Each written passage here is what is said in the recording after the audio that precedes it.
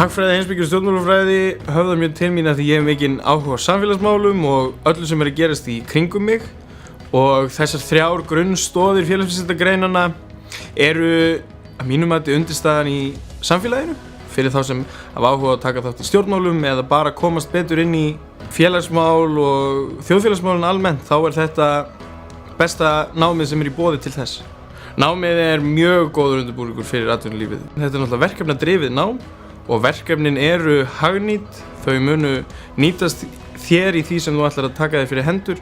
Þú lærir að vinna með fólki hvort sem þú kannt vel við það eða ekki, sem er bara eins og þú munt þurfa að takast á við í atvinnulífinu.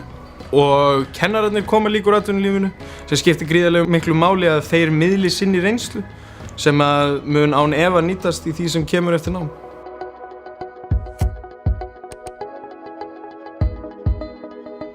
Ég myndi segja að nám í HHS muni alltaf nýtast þér og möguleikarnir eftir að námi loknu eru gríðarlega fjölbreyttir, hvort sem það er í meistaranámi eða á atvinnumarkaðnum. Þetta nám, hagfræði, heimspeki og stjórnmálafræði, gefur þér þann möguleika að fara í meistaranámi í þessu þrennu.